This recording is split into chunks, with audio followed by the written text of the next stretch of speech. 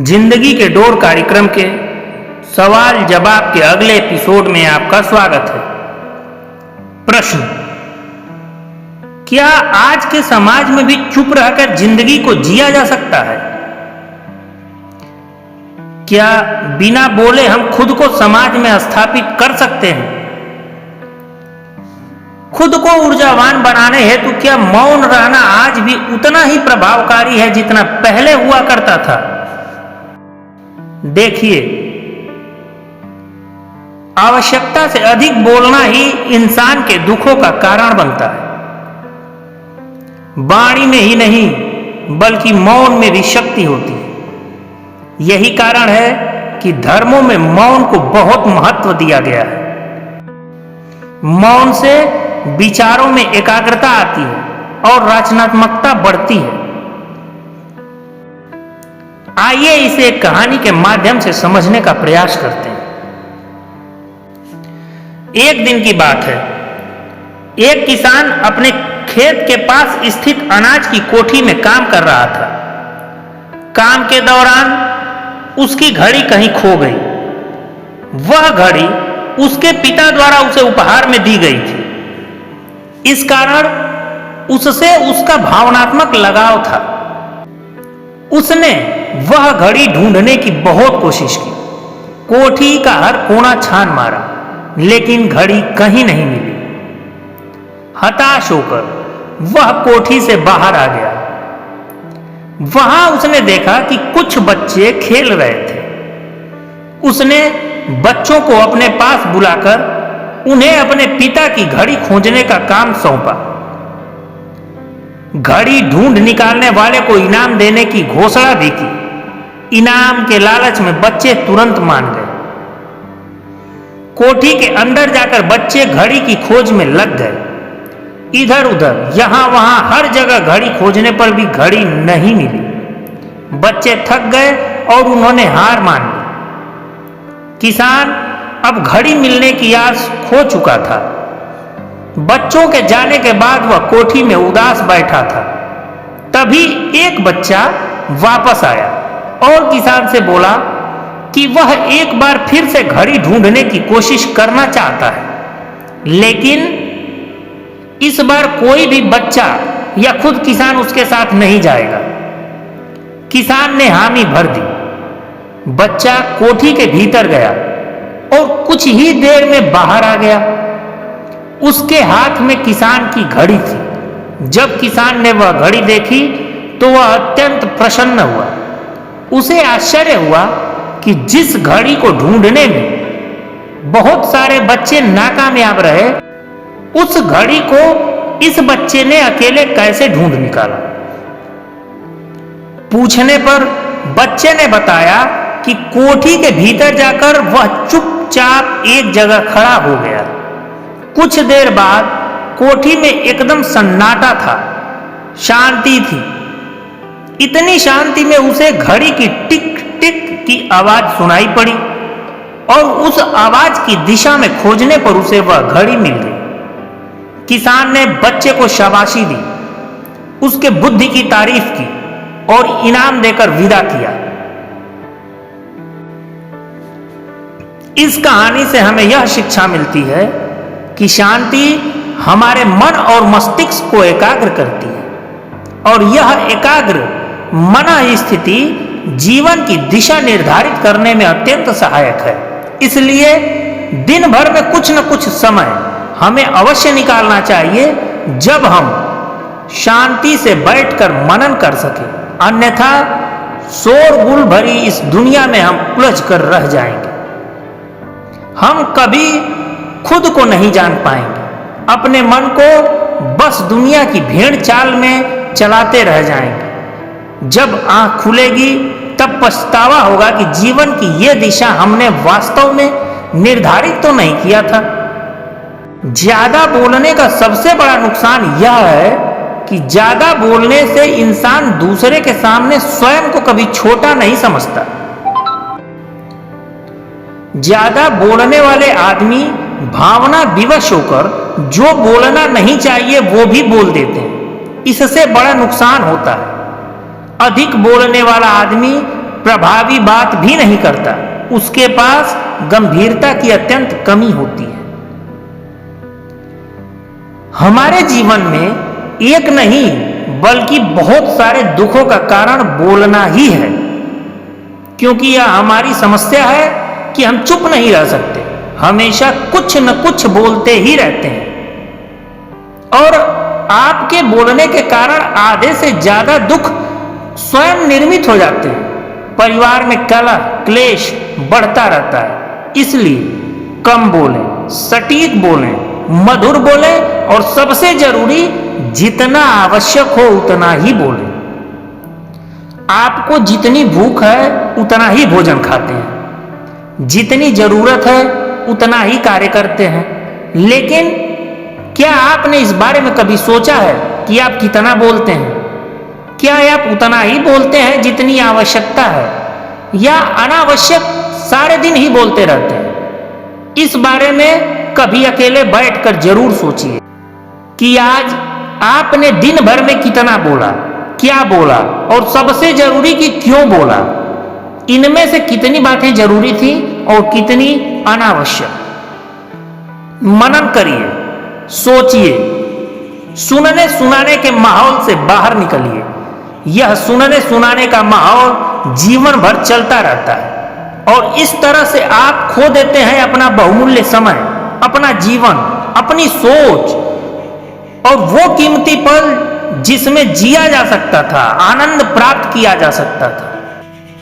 मनुष्य की प्रवृत्ति ऐसी है कि वह अपने मन में चल रही बातों को दूसरों को सुनाना चाहता है और दूसरा भी आपके साथ ठीक वही काम करता है। यही बातें अगर किसी तीसरे से संबंधित हो तो सुनने सुनाने का काम और भी दिलचस्प हो जाता है। याद रखें, आपको शांत रहने के लिए जंगल या गुफाओं में जाने की जरूरत नहीं है। आप इस संसार में रहकर भी एकांत रह सकते हैं। इसके लिए आपको अपनी उन ऊर्जाओं को बचाना होगा जिसे आप व्यर्थ के शब्दों में नष्ट कर देते हैं। अब प्रश्न आता है कि क्या केवल चुप ही रहें या कोई विशेष जगह चुप रहें? कब चुप रहें? याद रखें, चुप रहने के कई जगह हैं। जैसे जब आपके द्वारा कोई गलती हो गई हो और दूसरा व्यक्ति आपको उस गलती के बारे में बोल रहा हो, चुप रहिए। जब आप विषय और परिस्थितियों के बारे में जानकारी न रखते हो, चुप रहिए। जब कभी आपको ऐसा महसूस हो कि आपकी बात को अनसुना किया जा रहा है या फिर किसी को आपकी बात से कुछ फर्क नहीं पड़ता, तब चुप हो जाइए। जब कभी ऐसा लगे कि हमारे बोलने से पारिवारिक संबंधों और रिश्तेदारों में खटास पैदा हो रही है, चुप हो जाइए। जब सामने वाला जड़ बुद्धि हो, चुप हो जाइए। इसके अलावा आप जब बहुत खुश हो, बहुत उदास या दुखी हो, या जब बहुत क्रोध में हो, चुप्पी साध लीजिए। बोलने से अनर्थ हो सकता है। कहा भी गया है, एक चुप 100 सुख। बोलने से पता चल जाता है कि कौवा है या कोयल। जब आप कम बोलेंगे तो पाएंगे कि आप ज्यादा खुद से बात करेंगे, खुद को परखेंगे, खुद को और बेहतर काम में व्यस्त पाएंगे। इससे आपका खुद का मानसिक और शारीरिक विकास होगा।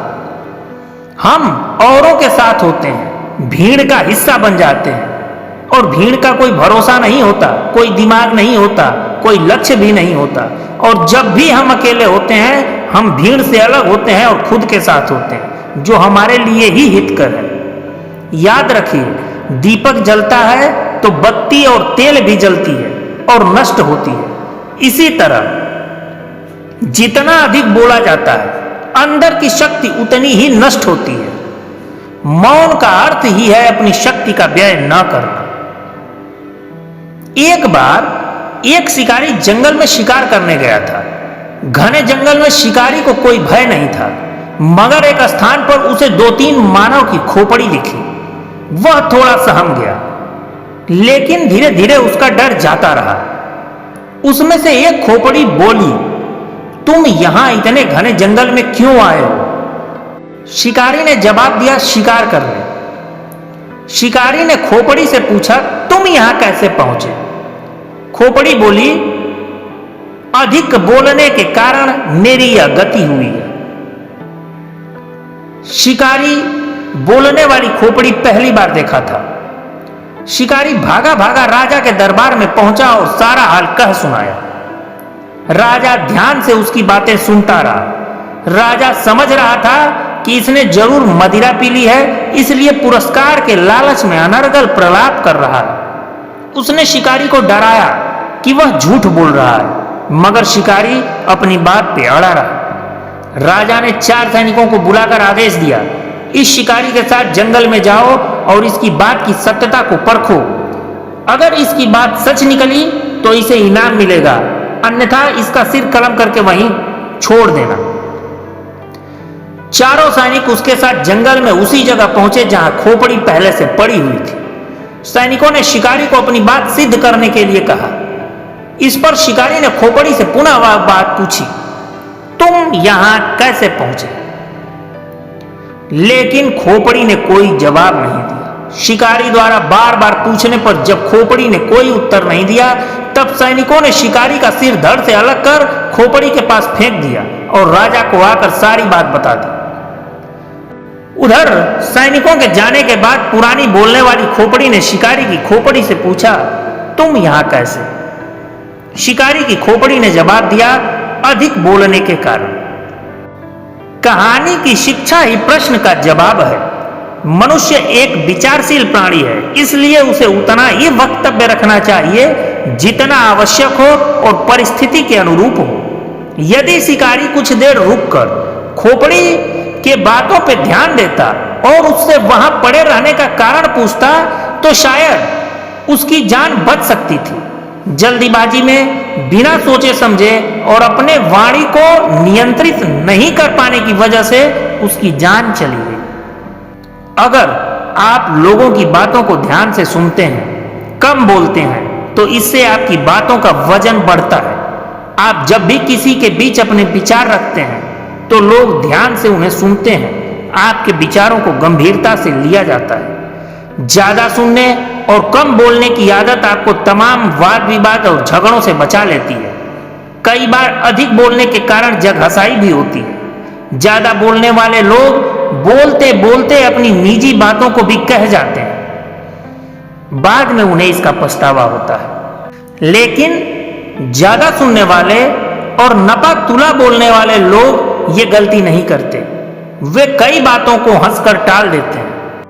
अंत में एक बात कहना चाहूंगा, बोलने से पहले सोचना जरूरी है, क्योंकि बोले गए शब्द केवल माफ किए जा सकते हैं, भुलाए नहीं जा सकते।